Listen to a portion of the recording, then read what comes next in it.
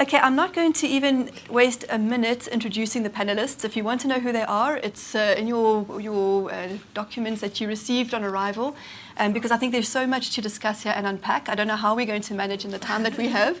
I have told the panelists if they go on too long, I will interrupt them, which is hard to do as a moderator, but I'll try because we really want to try and get into the meat of the discussion as quickly as possible. And I think it's been framed in that way by both Prof. Africa and Prof. Ezike, that, that we're dealing with difficult and controversial topics, and we want to do it in as honest and authentic way as we can, and to get beyond perhaps the cliches or the rhetoric into something really meaningful here. So that's the aim. Let's see if we get there, and we'll hope to also give a plenty amount of time for the people, for all of you sitting here and those online, to also contribute and participate. 10:45. Thanks, Leon. That's what we'll be working towards. Okay, so let's get right into it. I mean, we're here to try and understand oppression better. Really, we're taking this concept of oppression and we're unpacking it historically and then within contemporary contexts. And it's easier doing it historically. We have the benefit of distance. It's much more difficult doing it in terms of contemporary situations. But let's begin then to look at it historically. And the first question that we're looking at to tell us about oppression in your different contexts. And part of the reason for this is that, and Thula, for example, is going to be talking about apartheid in South Africa, and I think most of us know quite a lot about it, and it's quite a hard question for Thula to answer. Tell us about apartheid, tell us about what did oppression look like under apartheid. But part of the reason for this is that I think there's forms of oppression we're less familiar with. For example, my parents are visiting, and I was asking them about oppression under the Soviet Union, because it wasn't in my time, but it was certainly very real for them, and they really had a lot to say, and were quite emotional about it, in fact. And so I think, and there'll be people here sitting here today, particularly our students who might not know anything about Soviet Union oppression and might need to be filled into the context before we get into the rest of the questions. So let's start there, Thula. I know this is an impossible question, but can you fill us in a little bit about oppression under apartheid? I think the question goes to the foundations of South Africa. So the Union of South Africa is founded in 1910, but there's still a period where it's up for grabs as to what the country's foundations will be based on. When the African National Congress is formed in 1912, there's two objectives. Pixley Sema, Johannesburg attorney, says we need to form this organization to act as liaison so that the white authorities can have the informed opinion of Africans on interests which affect the African population. So they were willing to work in cooperation. The foundational act of South Africa, the old South Africa, was the 1913 Land Act, and it's important to remember the process as far as that was concerned. In 1913, nothing is decided as regards to who's going to be allocated what proportion of South Africa. They just say there's going to be a commission of inquiry which is going to deliver recommendations, and the ANC's response is, let us engage. They first go to the white government, and when you see the photos of the ANC delegation going to Britain in 1914, this is what they're saying. The South African government said, we're going to proceed gradually, and we're going to expand individual ownership of property. So when the ANC goes to London, it says, we are reassured by this, but what we want is the imperial government's support for this gradual process which will preserve individual African land rights. It's 1916, the Beaumont Commission, where Africans receive less than 8% of the land, which moves the ANC, as it says at a conference in October that year, that this is a system which is based around cheap labour. And the allocation of land has far-reaching consequences, not just for land, but also for labour, the structure of the economy, and the character of the ANC. And this begins a long process of realignment where the ANC revises its stance from cooperation with the government to an eventual policy of conflict with the government. I think that needs to be seeded into the conversation because it's a foundational aspect which I think we can read to understand as far into the present as 2023 and the roots of ANC diplomacy and where it sees itself in the world. And it'll bring us in a minute to looking at sort of overcoming oppression, which has been part of the discussion. Can you just say a little bit, Thula, about what did the oppression look like? It looks like land poverty. It looks like the migrant labour system because the territorial allocation is not able to support the population. It looks like people not having the capacity to affect their lives where they live. You don't have the franchise, but you're living in one of these huge mushrooming locations, which will then become the townships. It looks like impoverishment in urban areas, and it looks like a process which will lead to a socio-economic reality, which will lead to political revolt. These are all aspects of the liberation struggle. Okay, thank you. Perhaps just to stay on the continent, if I turn to Chris, and Chris, you're going to be talking more about oppression through colonialism. And obviously it links to what happened in South Africa, but it's also much broader. Tell us, what does that oppression look like? Well, look, oppression in Africa, can be viewed from, three perspectives, really. The first one being oppression and violence in terms of, physical violence that was meted out against Africans through wars of annexation.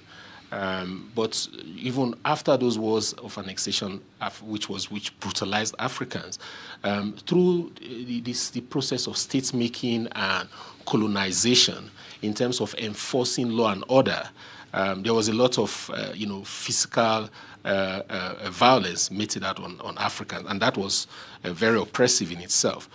So that's one. On the others, the second form of oppression or violence, if you want to look at how Frantz Fanon, describes violence, is the what he calls structural violence, systemic violence that is enacted through law, institutions that facilitate and enable, oppression. Not forgetting, like Thula said, insinuated, the whole objective of the colonial enterprise was exploitation and expropriation of African resources, both human and material. And for that to happen, they needed a state system, institutions that will enable that to happen. And the effects of these we still feel till date in terms of our inability, to engage the essence of the state systems and institutions that we inherited from colonialism. So that's another form of oppression. The last for me, which is the most significant, is the ideational violence that was meted out against Africans in terms of one of the strategies that the colonialists used was what we call cultural persecution, to make Africans feel worthless, to question our humanity, our cultures, our ways of knowing, seeing, and doing.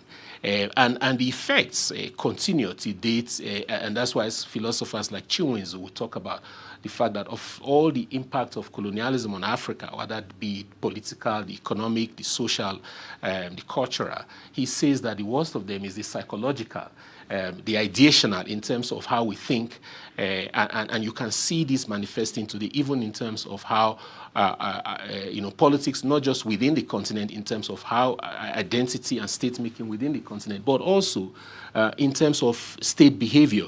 So oppression in Africa through colonialism came out in these varying forms. And the worst of it, like I said, is the psychological, the ideational, what also has been referred to as mental colonization, which continues to define ourselves as individuals, as ordinary people, and as states. I think that's a very helpful distinction between direct violence, structural violence, ideational violence, and the effects are different in each case. And I just want to mention Thula is a historian, and you could see in the way he was talking about apartheid how we understand our current situation because of these historical factors that were unfolding. So perhaps let's move to the Soviet Union. Thula, if you could talk a bit about Soviet Union oppression. I think first and foremost, I'd like to express my fascination with the discussion and also my deepfelt thanks to the Lithuanian Embassy in South Africa for inviting me to this wonderful event, and thank you for the University of Pretoria for hosting this very important event. I think we'll see some parallels, and for the students of political science, I definitely would like to draw your attention to this emerging literature on trauma in international relations, and I think this will help us to establish some parallels between direct and indirect violence violence that we see in both contexts.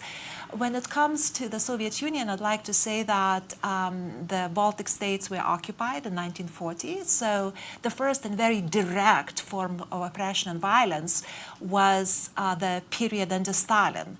And during that time, some of you may not know, but a huge number of Lithuanians, Latvians, Estonians experienced direct violence, such as deportations, such as repressions, right? My own aunt was deported. She was just a very small child. She was deported to Siberia with her 80-year-old grandmother, and she stayed there for a very long time. She came back to Lithuania. She had to adapt, right? So even children were deported, right?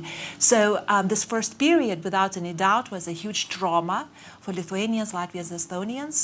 There were even genocidal elements, right, such as deportation of children during that time, right? Forceful movement of people. Then the second period was Soviet period, and that's where I see actually some very clear parallels with mental oppression, right? So there was a suppression of civil rights, civil liberties. I myself was growing up in the Soviet Union during that time, and I remember, again, the obstacles to free speech, the press control, for example, political repression, religious persecution, right? I mean, so this was milder oppression because there were some benefits to the Soviet Union. In a sense, my father, for example, was a member of the Communist Party, and he, because he made that decision, right? I mean, he had access, let's say, to conditions, living conditions, such as having a car or having an apartment, right? But nevertheless, despite of those material benefits, he never had the freedom of speech. He never had the freedom to talk about independent Lithuania in which he grew up, right? So there were these mental oppressions that I see a direct parallel with what we are talking about in the context of Africa. And there was also economic exploitation of the Baltic states by the Soviet Union. There was also damage to the environment from forced industrialization. In the case of Latvia and Estonia, there were also other aspects of colonialism, such as, I call it, ethnic restructuring, when, again, many people from the other parts of the Soviet Union were brought into Latvia and Estonia, and that fundamentally changed the identities of those countries, and we continue to have issues related to tolerance, unfortunately, even today. Could you just explain, for the sake of our students, why people were deported? This is a great question, right? I mean, let me just say, like, for example, in the case of my aunt, right, she was just a baby, right? So in that sense, anybody could have been deported, right? Now, official policy of the Soviet Union was that the enemies of the state could be deported, right? So there was a huge wave of deportation in 1941, in June of 1941, just after the Baltic states were occupied by the Soviet Union. And the idea was that enemies of the state, right, enemies of the state who were opposed to the Soviet power could be deported. But again, in that sense, it was very difficult to say whether you're an enemy of the state or not. The elites were deported, right? Anybody who was associated with independent Lithuanian state were deported. There was a huge number also of children who were deported too. So in that sense, both innocent people and the ones who were opposing the system were deported. The family members, right? I mean, then there was the second wave of deportations after World War II. So the family members of people who were associated with those who were opposing the Soviet regime were deported, right? The ones who were helping the anti-Soviet partisans were deported as well. The ones who were opposed to collectivization were deported. So in that sense, there was a huge number, huge category of people, a huge number of categories of people who could be deported. The Soviet argument was that, you know, if you were opposed to the regime, right, then if you were a kulak, right, a kulak is a wealthy peasant who opposed to the Soviet rule, then you were likely to be deported. Okay. And I think the issue of trauma, I just want to highlight, and then also about the identity of a nation being changed, or nation state being changed.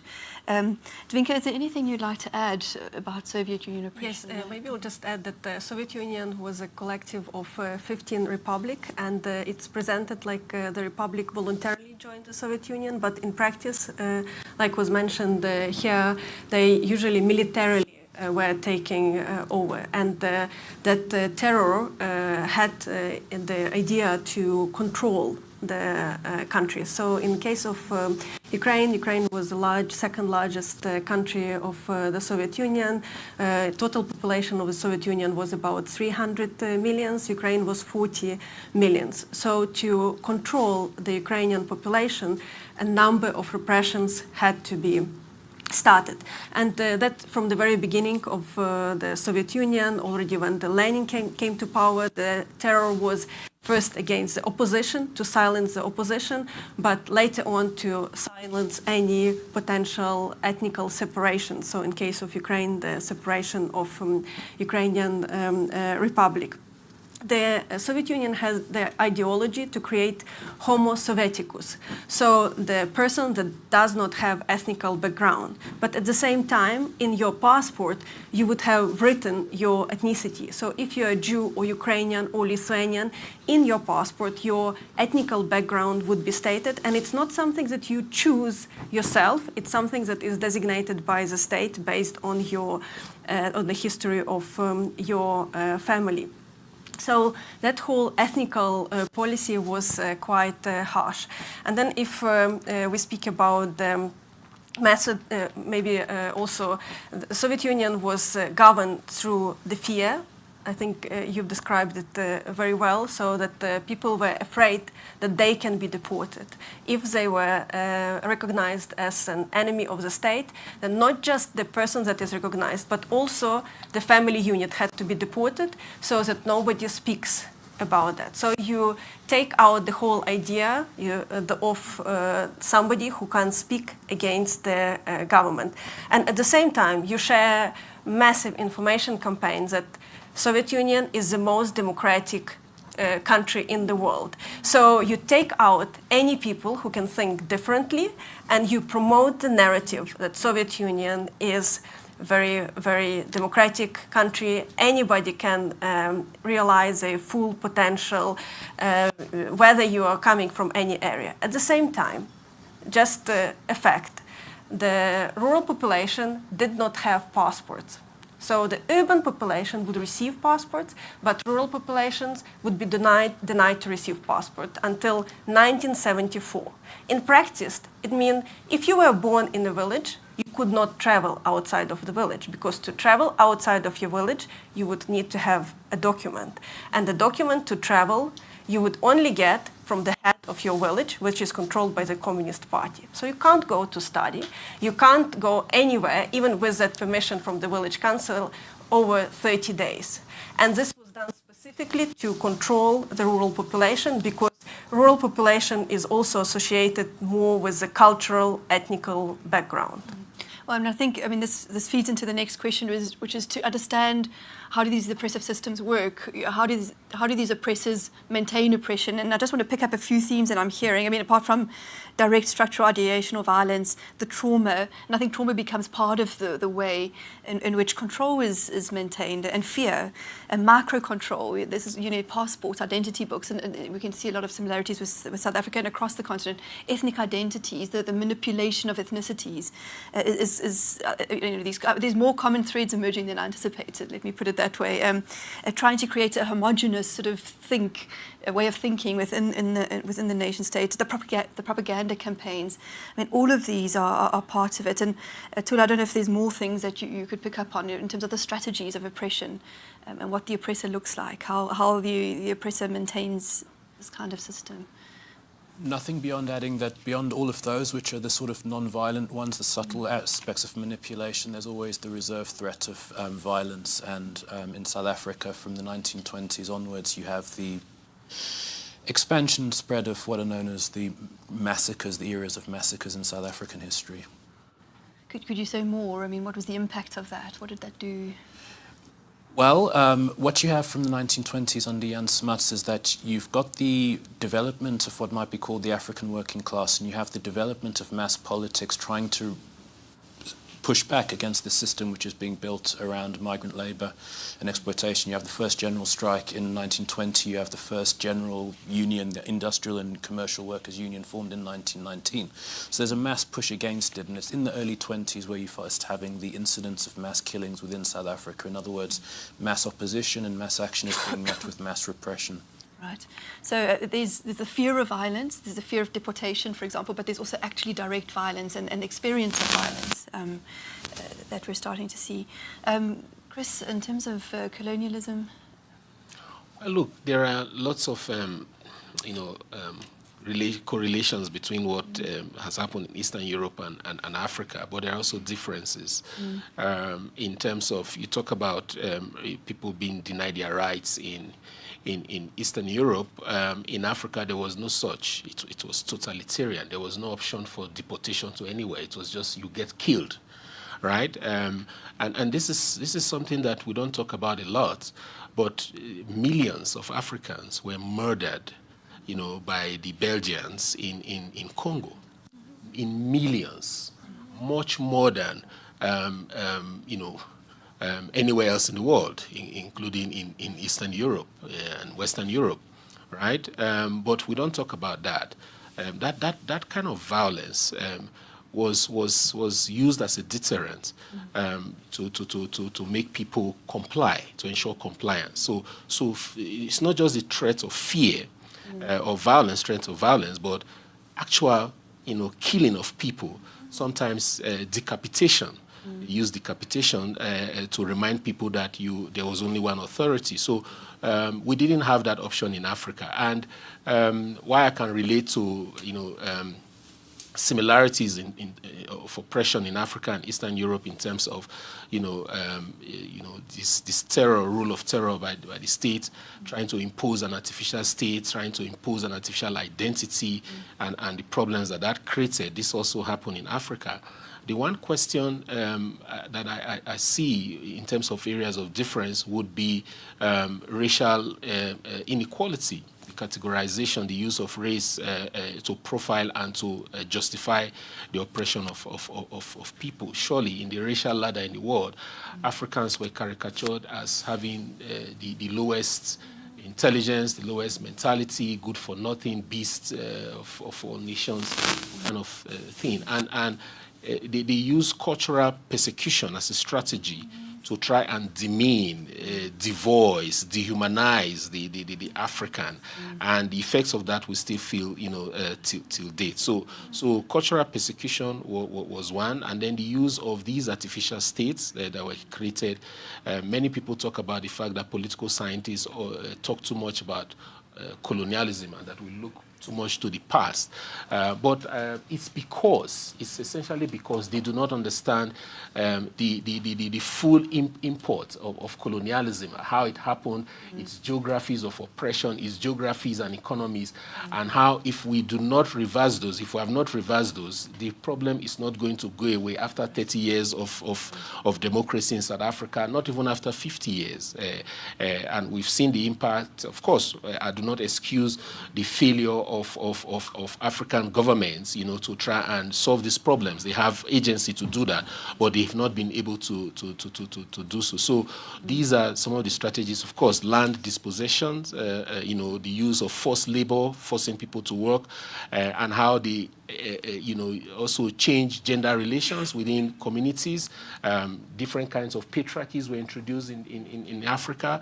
Patriarchies that were foreign and alien, that dehumanized the African woman, not just as a person, but also in terms of their ability, their agency to engage in public governments or public diplomacy, which they had power to do before.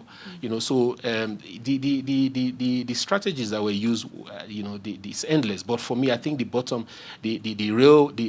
bottom of it was the fact that Africans were made to feel less human. I was going to say, I think the mass murder, and and it's true, we don't talk about this enough, partly because there isn't even a record of the amount of people that were killed, and because they weren't seen as human beings. I think that's at the core of it. Absolutely. Right.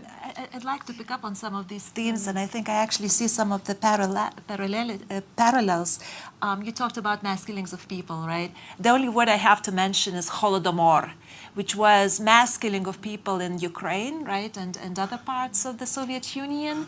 And it was also huge dehumanization of people, right, when lives did not matter. You talk about that we do not know how many people were killed. The same is true, right? It's still, there's the debate about millions of people who were killed by hunger, right? And again, increasingly, Holodomor is treated as genocide in many different countries. It was recognized, especially after a full-scale invasion of Russia into Ukraine, right? It was a forceful strategy by the state, right, to control people, and hunger was used as a weapon, right? So masses of people were killed as well, right?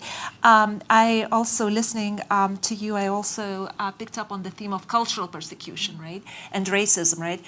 There's very interesting emerging literature on racism in the Soviet Union. This was a multi-ethnic state, but this multi-ethnic state also included different races, right? We talked about, let's say, occupation of republics in other parts of the Soviet Union. We think about the ways in which people, let's say, from Central Asia were treated and looked at, right? So there were definitely there was a superiority, especially in the case of Russia vis-a-vis, let's say, Central Asian republics, Russia vis-a-vis, let's say, Chechnya, southern Russia, right?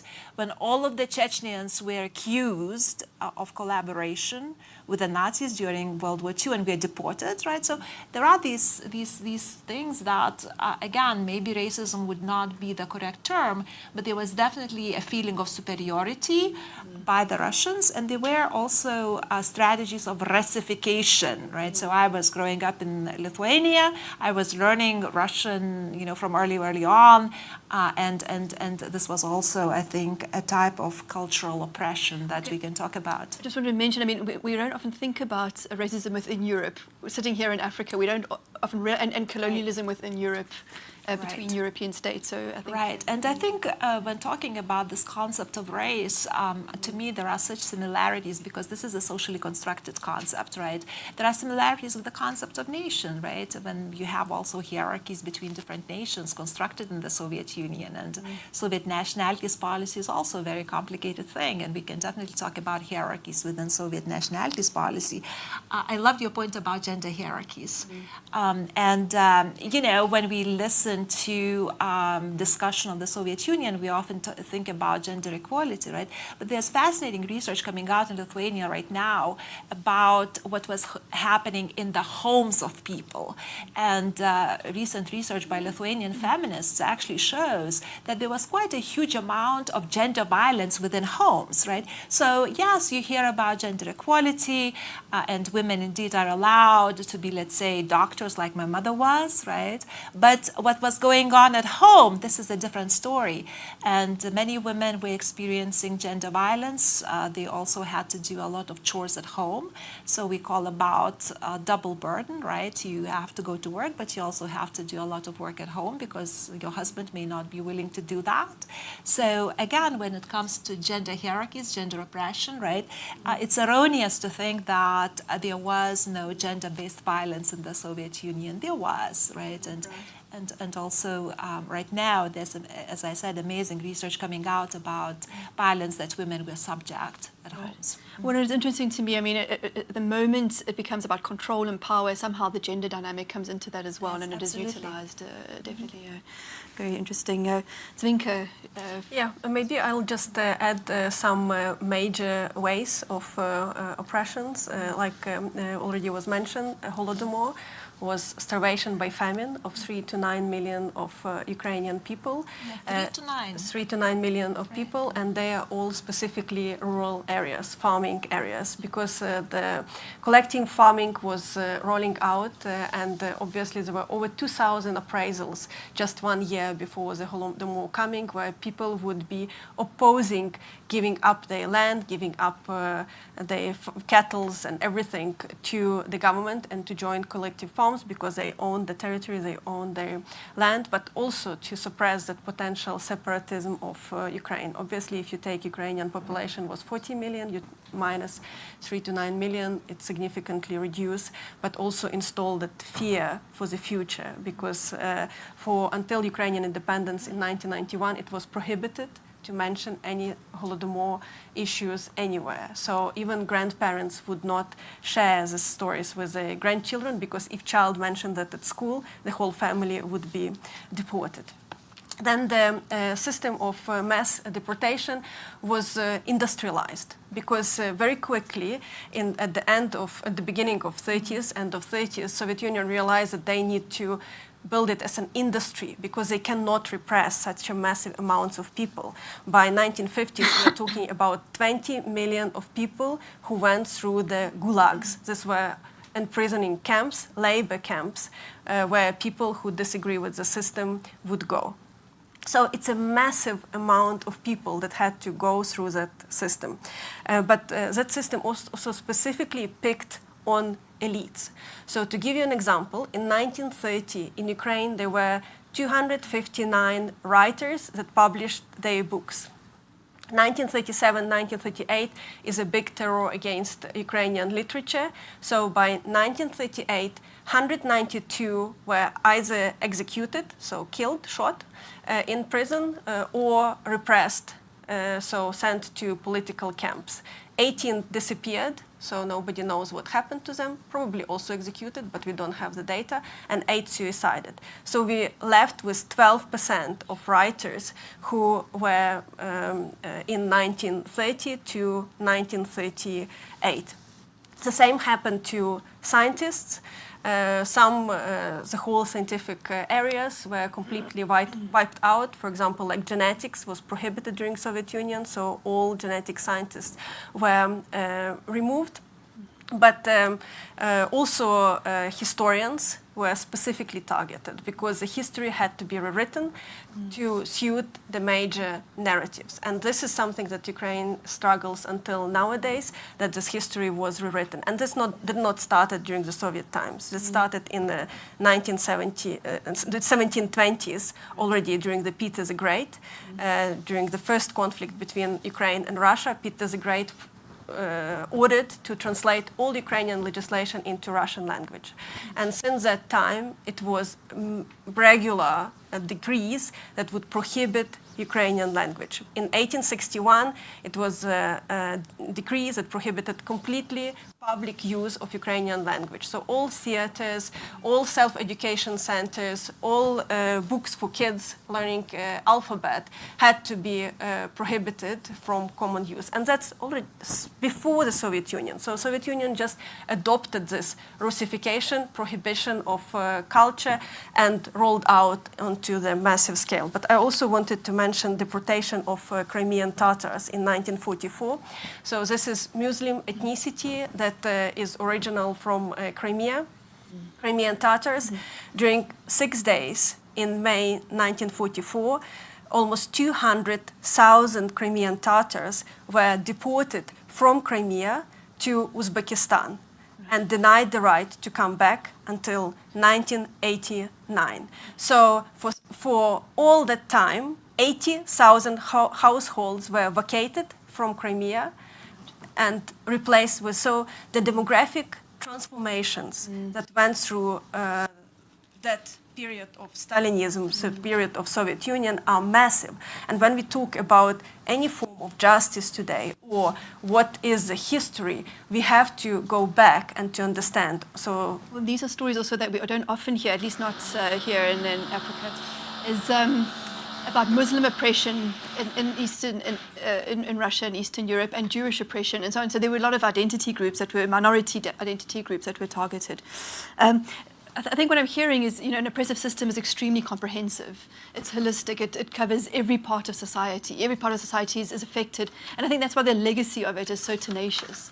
And I'm thinking of, we discuss this a lot in political science here in South Africa, but for example, every system, it's the political system, but it's even how we understand African medicine or African spirituality or African religion, and I'm sure it's similar in Eastern Europe. All of these systems were colonized and need to be decolonized. We were ashamed of our own history or our own culture or our own experiences.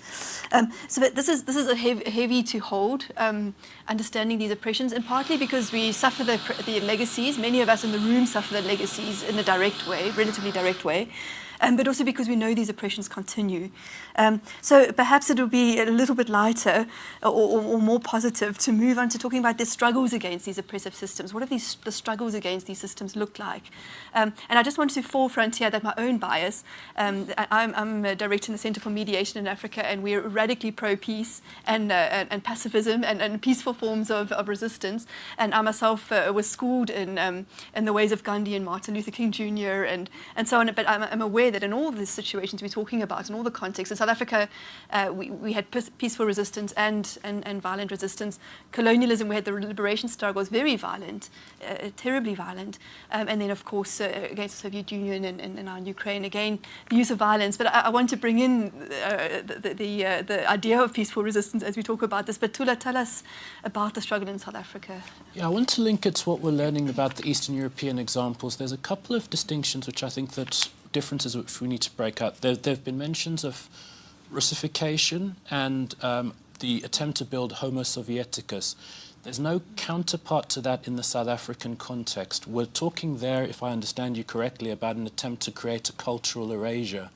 What we have more in South Africa is the artificial preservation of culture, traditional culture. Another similarity and difference, we talk about forced removals. We take the Crimean Tatars, they're being removed from their homeland somewhere else.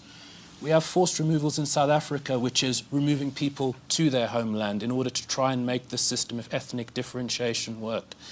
Something which I hope we have the opportunity to tease out, therefore, is with regards to these distinctions, we still have the Soviet solution of the national question and the establishment of these republics. How did that relationship work? Because when we speak about resistance in South Africa, it is the rejection of the attempt at creating separation. It is a struggle for a unified South Africa, a unitary state with majority rule. It's sort of moving in the opposite direction. With regards to the stages, there's all sorts of questions which need to be resolved based on that foundational question which I was speaking about. If the government is based on erecting a system of cheap labour, the idea of negotiations are out. You have to move to a confrontational policy. Then within the liberation struggle, what is that confrontation? What is the form going to be? There's petitions to Britain, but Britain says it's not interested. There's the attempt to build non-violent resistance on the Gandhian model in the 1950s, but the state responds with an iron fist. Then you move to the armed struggle. The armed struggle is repressed. Then you try and build mass resistance within the country, and that is a bit more successful alongside mobilizing the international community. So the history of the liberation struggle is the question of working out how do we respond if this is the character of the South African state. It's based around the mobilization of cheap labor to develop the country's mineral resources. It's that unfolding is the history of our struggle. Sure, in a nutshell. So, Thula, would you say, from what I'm hearing you saying, would you say that mass resistance was perhaps the most effective? Or would you say it's a combination of... It's called ungovernability. What the liberation movement has been trying to work out and trying to crack a code, in a sense, a minority can only maintain its control over the majority if to some extent there's a degree of acquiescence amongst that majority. And it's a common thread. When we speak about the 1952 Defiance Campaign, the idea is literally that people will say that defy the laws and face the government with the challenge of imprisoning everybody and having the justice system collapse, or allow people to defy the law with impunity. If we speak about the Sharpeville massacre, what's the Pan-Africanist Congress doing there? Go to the police station, say we're not carrying the passes that we're required to carry, and it gives them the same dilemma. Either arrest everybody and have the justice system collapse, or get away with breaking the law with impunity. So the fundamental thing which is uniting all of these different periods of resistance, the ANC's Defiance Campaign, the PAC's Anti-Pass Campaign, is how can the majority make their numbers count with regards to defying this system. What you have after 1976 with the Soweto uprising is a way that it can happen, which is basically revolt, people revolting against socio-economic oppression from below, making the communities ungovernable, but also, and I think perhaps more decisively, a politically unconscious but even more decisive form of mass resistance, which is that the ultimate foundational concept of apartheid is fundamentally unworkable, which is the idea of locking over 80% of the population into 13% of the country. So what do you have? People are being deported to these rural areas, but they keep making their ways back to the areas of opportunity. And the state is ultimately confronted with a reality where it can't arrest them all. It is literally unworkable. And that is the decisive aspect which makes the apartheid concept unworkable, impractical, and it will lead to its collapse. Right. Okay, so there's a few things there, and I think that the mass resistance is important. Making the country ungovernable is such a big part of it, but it can only be done through numbers. This really resonates with my own sort of pacifist, peaceful resistance. What we were always taught is it's through the numbers, it's through the mass movements. But this idea that also an oppressive system is perhaps not sustainable. Its internal logic is not sustainable, or at least that's the hope, right here. We have a proud liberation struggle, but we're not inherently more heroic than the Palestinians. But the question of demographics in the South African context is decisive ultimately. It makes our system unworkable. Okay. So not all oppressive systems are unworkable, but in this particular case, because of the dynamic. Chris, on the continent, tell us about the liberation struggles and struggles against oppression.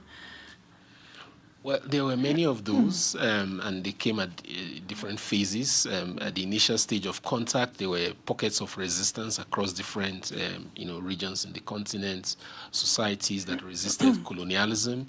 Of course, they were overpowered, and then the annexations took place.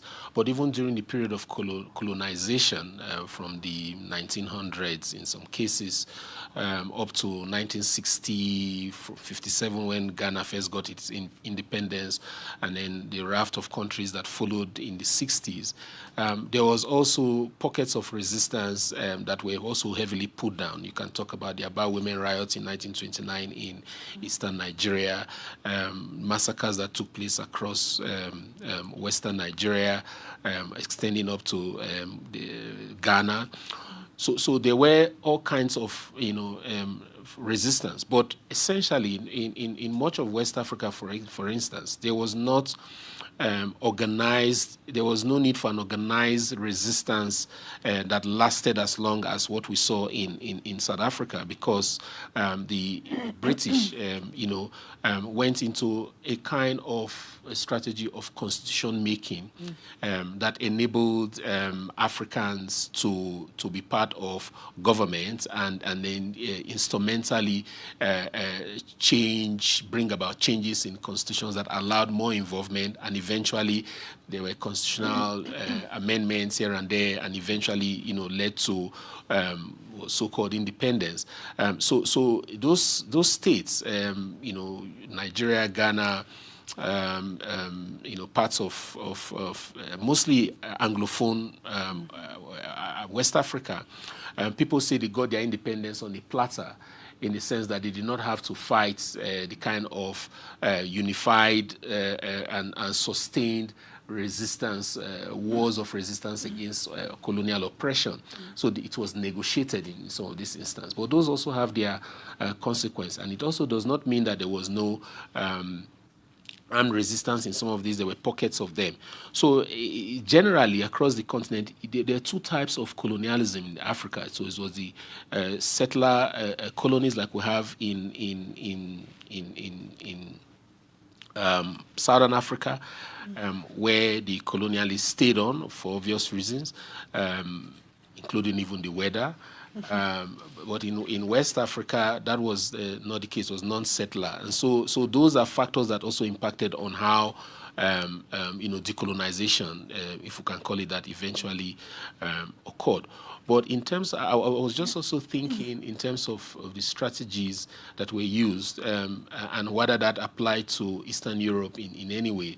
The use of divide and rule as a strategy of alienating, dividing the population, and how that helped to, like Thula was saying, enable the oppressor to sustain its oppression because of the active collaboration of those of the oppressed, right?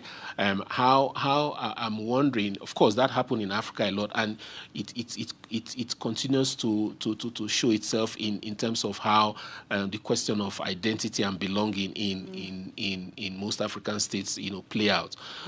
But I'm wondering how that also, if that was a strategy that was used by Russians, for example, how much of that impacted on the population dynamics in terms of identity, and those who freely choose to be Russians, if you like, and how that undermines the idea of statehood in Ukraine.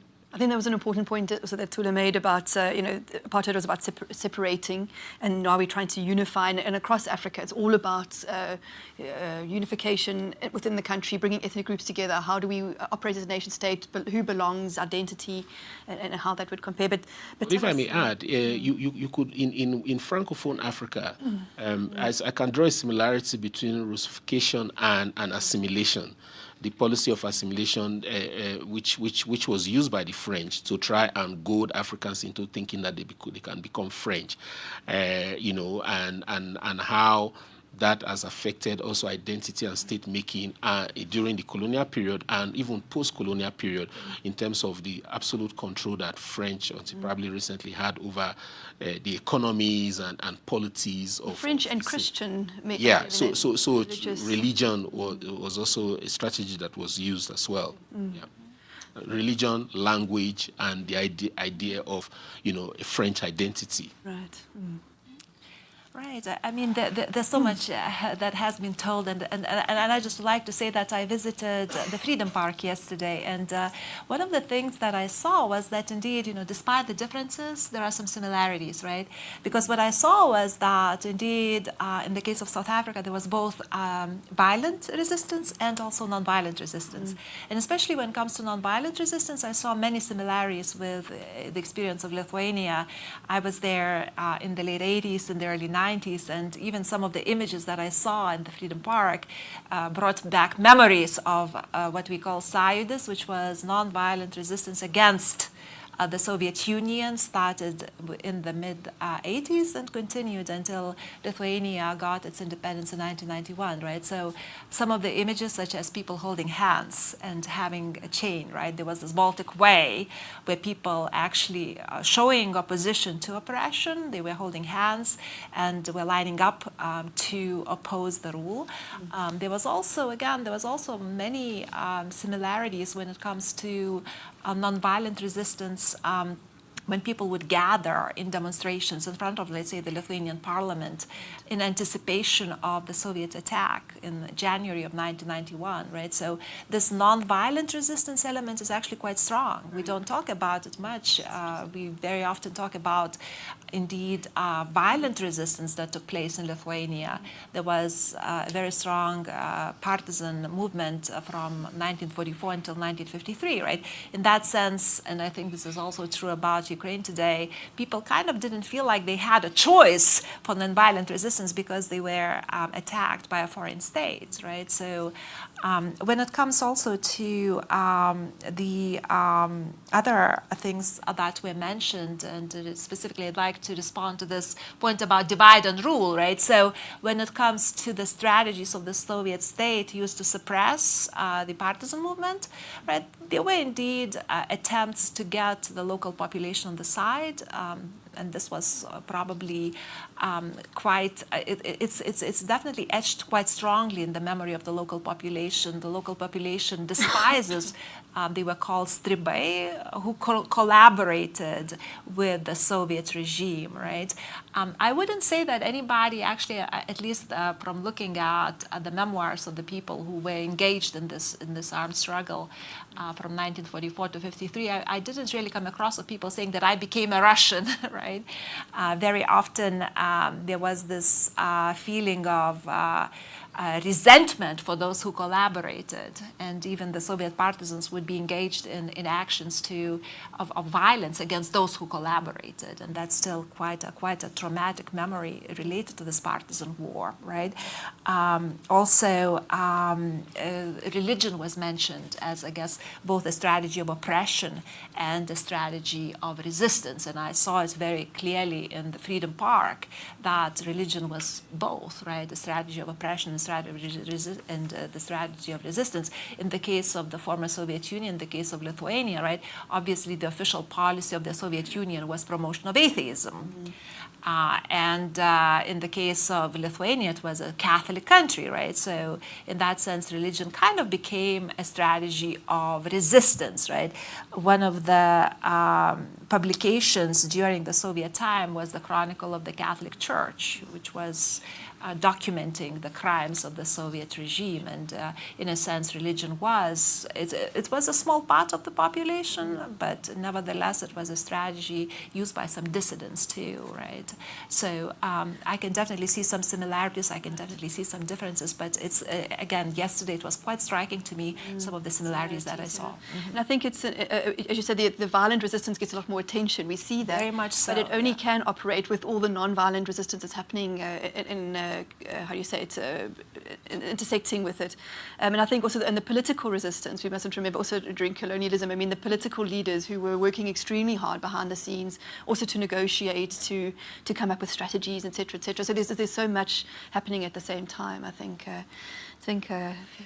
Yeah, so maybe to add, I know it's heavy because we take 4 different examples, but Ukraine also had 4 different strategies of resistance. The first one was military. Until 1956, Ukrainian partisans proactively fought against the Soviet Union. So the Second World War finished in 1945, but for almost 10 years, Ukrainians were still resisting the Soviet rule militarily. And then in 1960s, there was a move of dissidents, those who tried to fight the Soviet Union through the human rights. The first human rights association, Helsinki association, was established, and they tried to fight. They said, we are not against the Soviet Union. We are supporting the Soviet Union. We are just fighting for the rights of people. If Soviet Union says that this is a human right, then we want to have it implemented. And obviously, you know, it was very nice at the beginning. The letters were sent, and then all those people were imprisoned, and some of them were executed when the government realized that they can't manage them.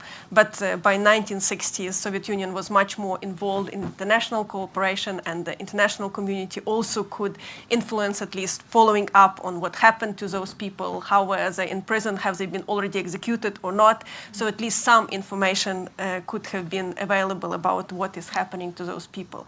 But also with the Chernobyl accident, which was a nuclear meltdown in Ukraine, the environmental movements became very strong. More specifically, because in that week, the Soviet Union completely denied that anything has happened in the Soviet Union. So while around the world people were saying there is a massive nuclear accident in the Soviet Union, in Kyiv, which is just 150 kilometers outside of Chernobyl accident, with this massive radiation where everybody would expect it to stay at home, people were marching. They were sent on the 1st of May march to show that nothing has happened in the Soviet Union. So those people, most of them ended up with a thyroid cancer. If information came that the government is lying to us, yes, because information always sips through the foreign radios where people were hearing there is a massive accident and the state does not tell us. So only on the 3rd day, a small article, 3 by 5 centimeters on the 3rd page in the newspaper came saying that there was a nuclear accident. Nothing else, no more discussions, nothing about what is happening, what people have to do, how to prevent. So that became sudden but very, very strong movement because people realized, wait, the state is lying to me. Nobody told me the truth.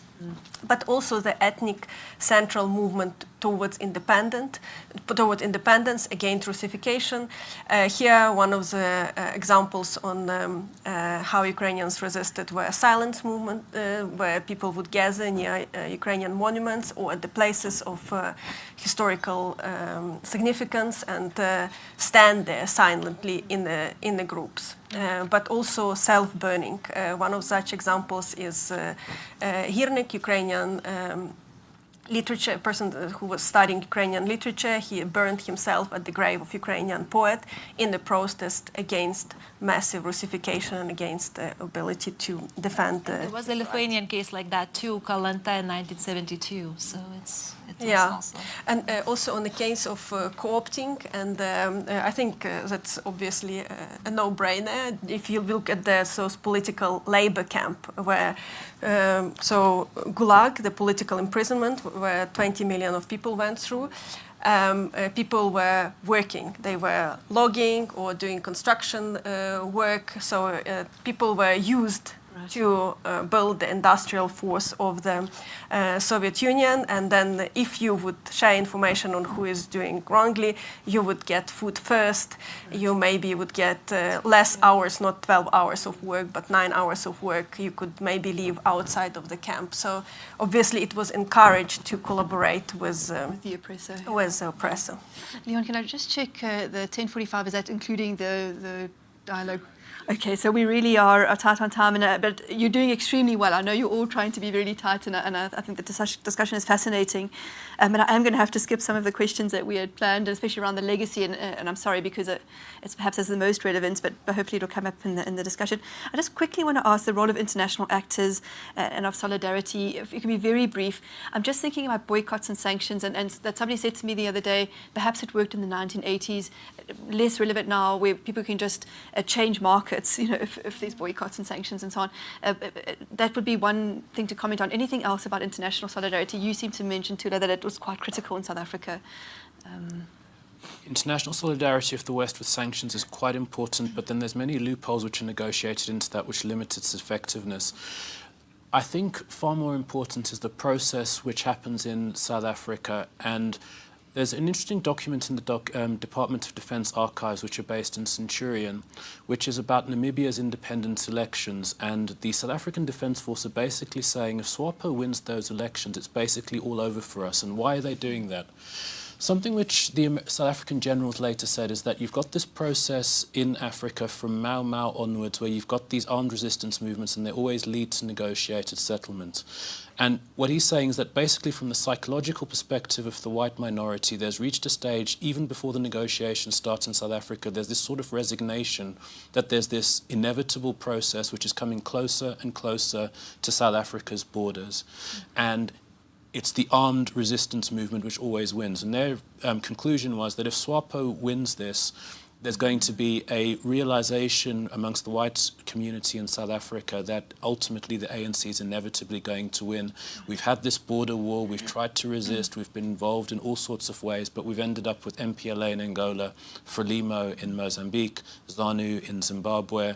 If it's SWAPO in Namibia, there's going to be this idea that it's hopeless. And I think that regional process creates this inexorable process. And in a sense, we come to the negotiations in South Africa where the government, from the psychological point of view, there's this sense that the only thing to negotiate is how to hand over the keys of power to the ANC because these struggles always end in the same way. Right. So when you talk about international solidarity, you're talking about our neighbours and what was happening regionally. And I think that's quite significant.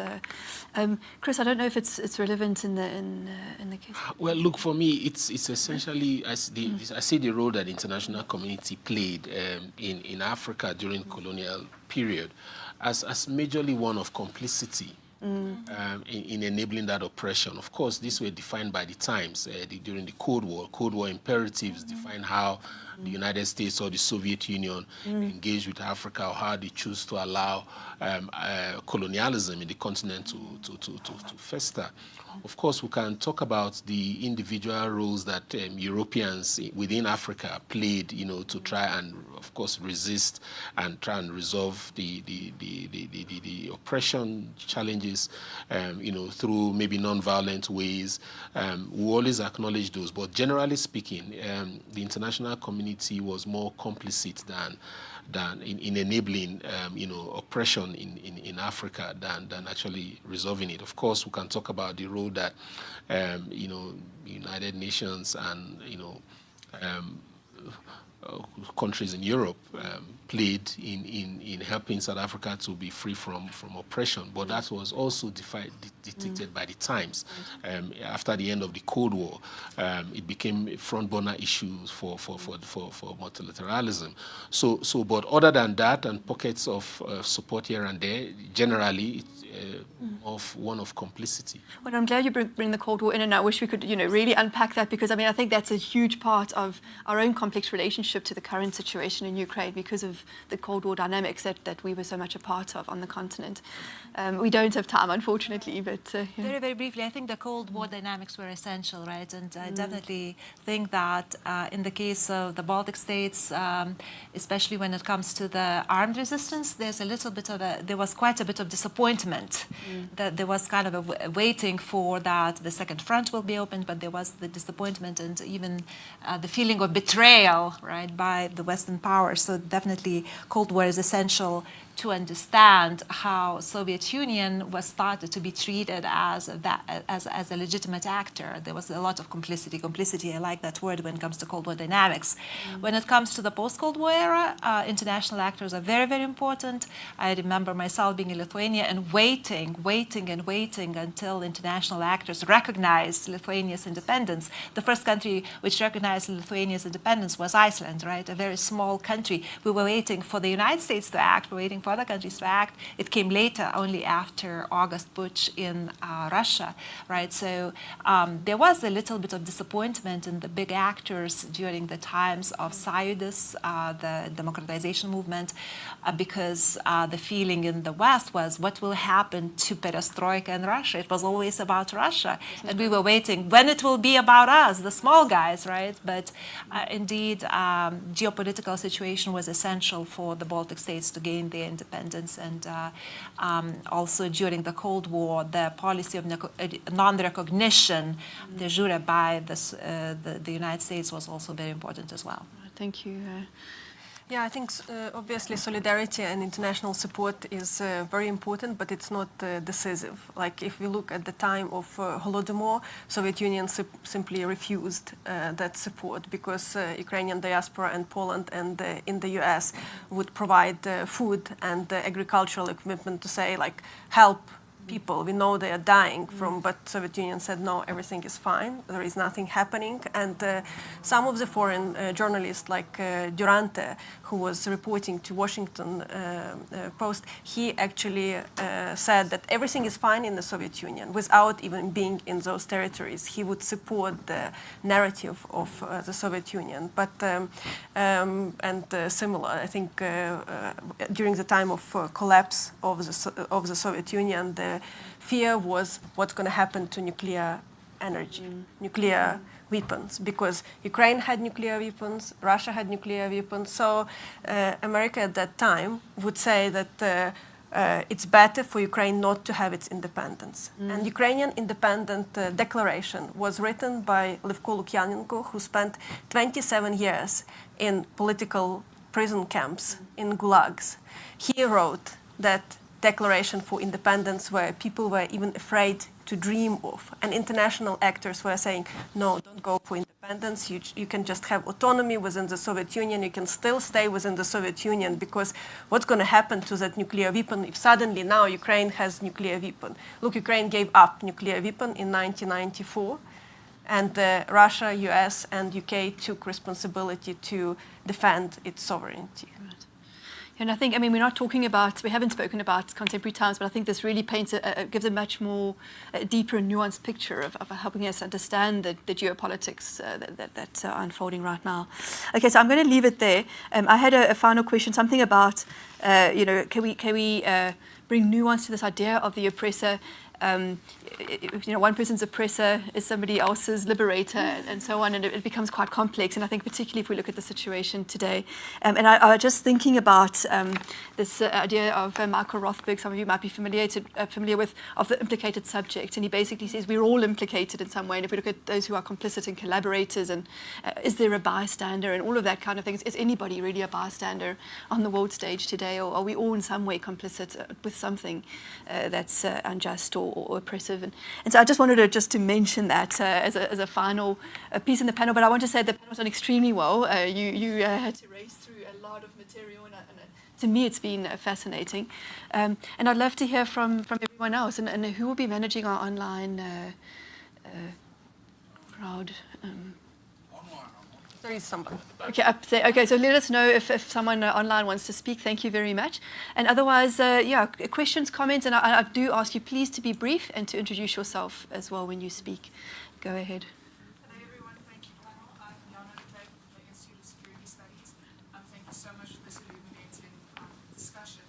Ultimately, my question relates very much to the ideational violence that the African continent has experienced in numerous case studies. Thank you very much. That the African continent has experienced in numerous case studies, as we have illuminated to some extent today. But my question would be, looking forward, how does this history of ideational violence still affect African agency and its ability to develop this within multinational institutions? We've seen the rise of, for example, the Global South movement and the non-aligned movement, and African countries trying to also promote their own agencies. But then it would be interesting to hear from your perspective, how does this history of ideational violence ultimately come to play? Thank you. And I think it also speaks to Baltic agency, and I think it's, this is coming up. So let's take a few questions and comments, and then we'll discuss it. Hi, thank you very much. My name is Ilana Leroux. I am situated in the Department of Public Law at UP. I guess not so much a question, although there is a question lingering there, but also a statement. I think we should be cautious of framing certain narratives of history as the history, okay, that there's only one narrative of history. I think it's also very dangerous to perhaps compare different eras in isolation to each other. For instance, we're not considering the degree to which the Soviet Union was crucial to the liberation struggle, especially the armed liberation struggle with the Communist Party. We're not discussing that. We are also not discussing the degree to which they were crucial to the end of World War II, or the so-called World War II. We are also not considering the degree to which American powers, specifically in terms of their neoliberal economic policy, and its expansion of its economic influence throughout the globe, especially in the global south. We're not considering the degree to which American powers were crucial to fighting the liberation struggle, the degree to which they were resistant to it, and the only reason why they eventually delivered or offered support was exactly to maintain the capitalist economic structure within Southern Africa. How do we then, in isolation, compare the Soviet Union with apartheid and find that appropriate, considering the influence it had in fighting these systems? Yeah, thank you. And I think, that is one of the questions, in fact, that Leon posed at framing this whole debate that we haven't actually mentioned, and I think we can address that. Is it correct to compare Soviet Union oppression with apartheid? What are the problems with making that kind of comparison? And I think, Chris was starting to allude to that when he talked about the Cold War and the liberation struggles, but we didn't have time to unpack it, but you're absolutely right. I think it's an interesting question to look at, and it's extremely complex. And to our political science students, I want to say this is why it's so important that you know history. And I wish all our political science students did history, that you understand the intersection of World War II, the Cold War, the liberation struggles. All of these things play out and help us to understand current things better. Let's take one more, two more, and then we'll recap from the panelists. Thank you very much. Can you hear me? Yes? Maybe not. I can. But All right, can you hear me? Yeah, thank you. So I'm John Sani from the Philosophy Department, okay, here at UP. So thank you so much for your interventions. I find, I found them very insightful and really exciting, thought-provoking. So my question has to do with the instrumentalization of oppression by victims of oppression, right? So how should we think of oppression as victims? Because increasingly you find in many African societies, even lots of political leaders who instrumentalize oppression to justify long durations in offices. So what should be our response to oppression as victims? Right. Thank you. The operationalization of oppression by victims, and I think this is exactly also what Michael Rothberg writes about when he talks about the implicated subject. Exactly that. Okay, last. Hi, my name is Amanda Cele. I'm a student of political sciences here at UP.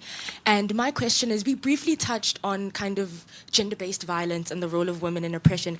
And I really wanted to ask, what extent do you think that like sexual contract theory plays in both oppression and liberation, especially within contexts where cultures and different appreciations of women have been very much erased due to oppression?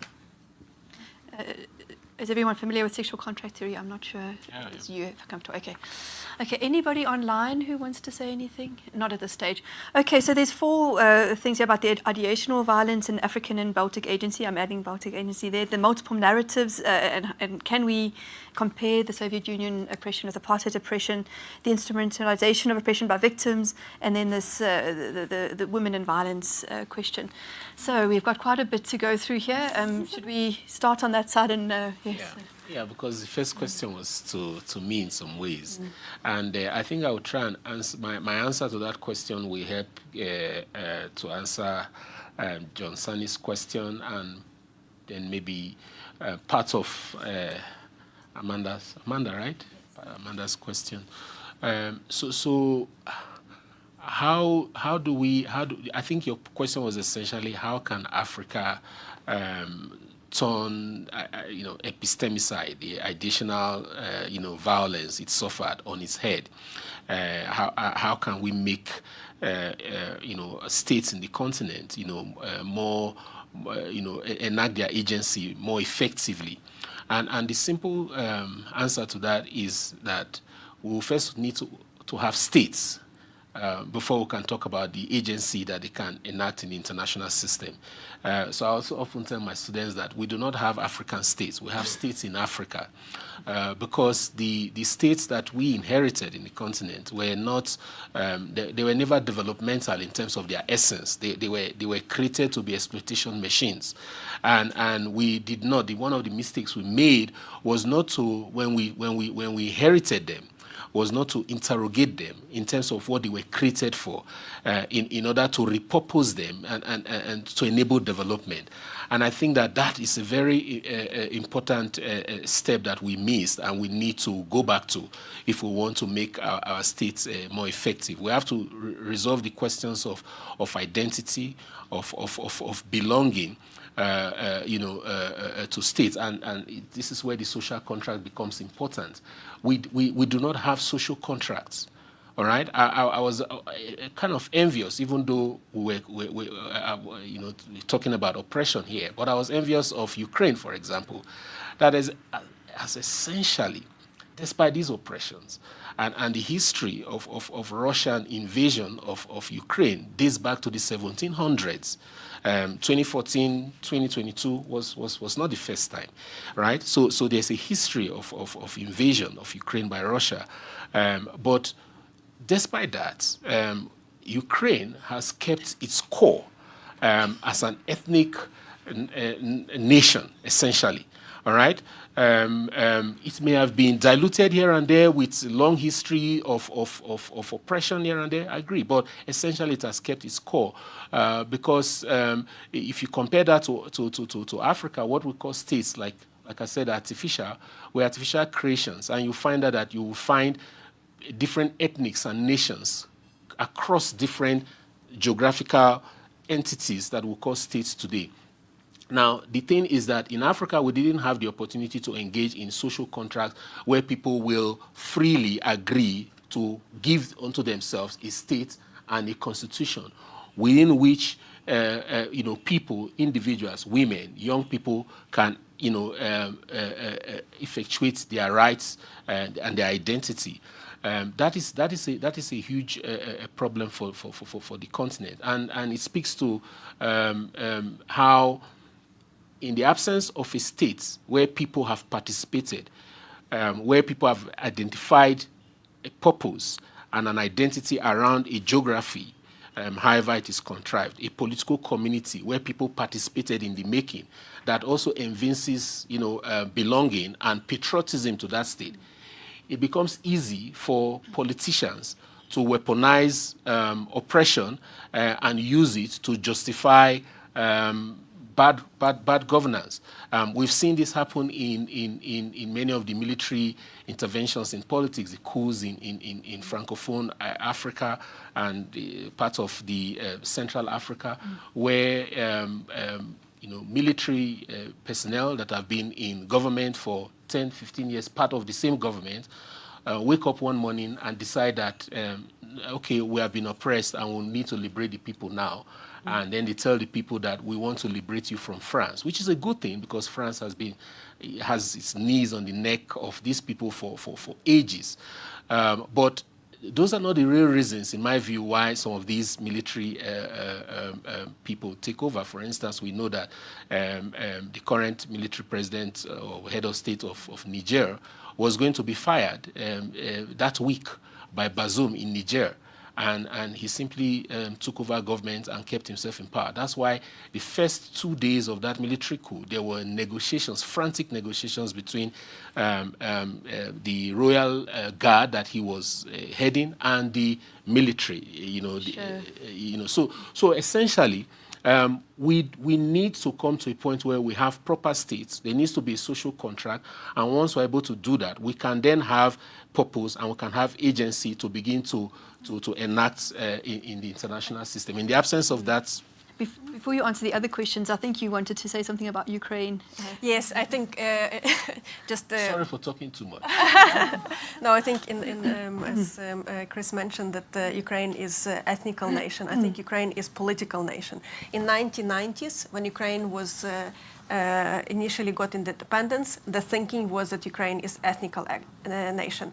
But if you go back to Ukrainian independence in 1917, for a short period of time Ukraine was independent, even then Ukrainians always thought of itself as a political nation.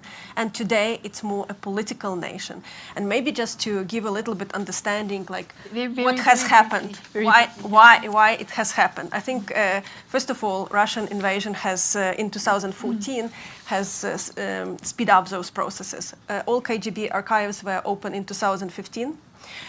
Secondly, a massive opening of state procuring system, digitalization, which fought corruption at its core. So Ukraine implemented e-governance that allowed people, citizens, to be involved. So the distrust to the government that Ukraine inherited from the Soviet Union changed in 2015 with the reforms of the institutions. And that's what gave Ukraine the strength that in 2022, this was a different country, because from 2014 to 2022, Ukraine was actively transforming. But let's get into this question of can we compare these oppressions, Soviet Union and apartheid? And maybe like on the question of single story, can I ask you to raise your hands if you heard that Soviet Union was supporting South Africa during apartheid? Those who know that Soviet Union was supporting. Can you raise hands who knew that there was a Holodomor and 3 to 9 million of people died? Thank you. And can you raise your hands if you knew that the first ANC camps were on the territory of Ukraine and that in the anti-apartheid committee in UN there was Ukraine but there was no Soviet Union? Can anybody raise hands? Yeah. So I think the question is of rebuilding data that we can discuss. And it's important to bring other narratives that the majority existing narrative that everybody knows so that we can start this conversation. Because if we chuck out of the room all marginalized, all other data, and only speak from the point of view of Russian narrative, then it's very difficult to have that conversation. I mean, ideally, it would be nice to have had a Russian person on the panel to really complexify things, but certainly there needs to be room for the quieter narrative. If I could just build on that for a second, and I think it's so essential to decolonize the study of international relations, and I think that's what we have in common, because, I mean, I can't tell you how many times whenever there would be a panel in international forums about Ukraine, it became about Russia. Right. I can't tell you how many times when it comes to, let's say, about the voices of the Baltic states, it becomes about another big country, right? So I think it's essential to start taking our country seriously, giving them voices, decolonizing international relations, and I think that also helps to answer a little bit, give a little bit of insight into, you know, the support of the Soviet Union for the movements of emancipation. The Soviet Union was pursuing its own selfish interests, right? I mean, we can't forget the Cold War dynamics, and the Soviet Union was pursuing its own selfish interests, and it's true about other strong states. So I think it's essential to actually, again, look at the agencies, give agency to Eastern European actors, give agency to also actors in the African continent. Is there something, Thula, you would want to speak to the Soviet Union versus apartheid oppression before we get to Chris? What I would like to say, responding to the comments, is there's a very poignant moment in January 1990 when the ANC leaders who've been released from prison are allowed to go to Zambia. It's just before Mandela is released, just before the organization's unbanned. Governor Mbeki goes to the Soviet ambassador and he pleads to him solve the situation in Eastern Europe to show that socialism is better than capitalism. What's happening there? The ANC is faced by the potential of a geopolitical catastrophe. The geopolitical catastrophe is the following. The idea of the liberation struggle, as it's stated in the 1978 Strategy and Tactics paper, is that state power after liberation will be used to progressively eradicate the vestiges of inequality in South Africa. The Soviet Union provides the means and the model for that. That's why 1956 in Hungary, 1968 in Czechoslovakia, the Communist Party here brushes it off. That alliance is central to that. South Africa is faced, ANC is faced with a situation where the protection that the space the Soviet Union would have provided for that transformation is in danger of being removed. When we speak about neoliberalism, we have to be very clear about what it means in the South African context. When the ANC goes to COSATU in September 1994 and it explains why it's going for austerity, it explains the alternative to austerity is debt, and debt leads us to the Bretton Woods twins forcing structural adjustment. Right. Bretton Woods means the United States of America. There's this tension in this relationship between the ANC. That's why they want to do it, because they want to preserve this space for the state to try and transform society. Won't go through all the ways from BEE, affirmative action, the rollout of the welfare state, the ANC's belief in this transformative power of the state. We have to be nuanced, I believe, when we speak about the ANC's neoliberalism and the strategic calculation which is involved there.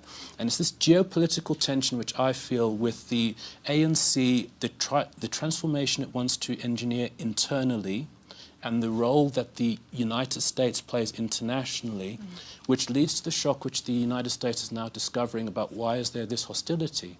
We've wanted to underwrite your emergence into the international stage as a regional hegemon, but all we get is this sort of passive aggression when it comes to diplomacy. I think it comes to this fundamental tension, and that fundamental tension is inscribed in the whole logic of the liberation struggle, which is why I tried to get us to the beginning of 1910 and why I said there's legacies from that to the present. The idea that the state would be used to transform the internal society in South Africa. To a certain extent, foreign policy is an extension of domestic policy, and that's the fundamental tension which I think we need to get to try and understand what's happening. Thula, you've explained it in a way that I've never understood before, so thank you. And there's a lot in what you just said. I wish you could repeat all of it. But to understand this extremely complex relationship between South Africa, Russia, the US, the Eastern European countries. Chris, did you want to...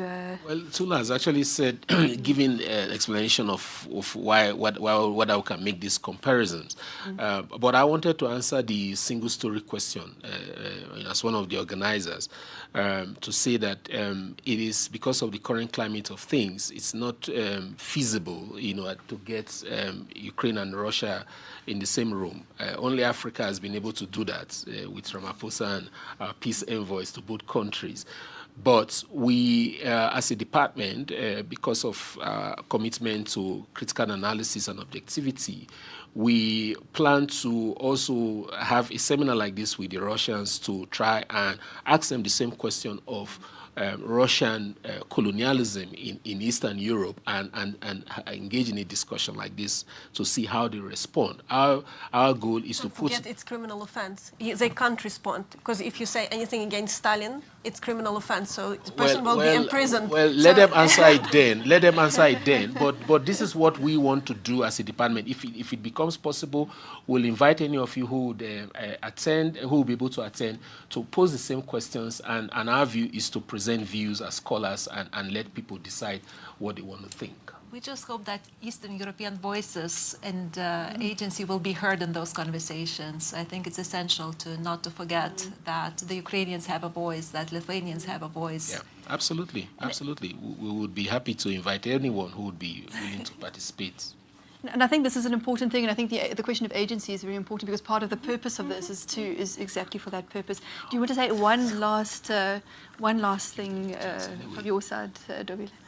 Well, all I can say is that I appreciate these discussions. I think it's essential. I mentioned the importance of decolonization of the discipline of international relations, and I think we saw an exercise in that, right? We read so many articles by scholars. Let's decolonize international relations. Let's decolonize international relations theories, right? It's enough to talk about the crisis in international relations as something that's managed by Russia and the United States and Germany maybe. Yeah. It's just essential to try to start this process. It's an extremely difficult process. It's a complicated process, but I think we are doing something good for that. And I'm going to leave the conversation there. I would love to have taken another round, but we really are out of time. And I know we haven't answered all your questions, but those questions are in our minds.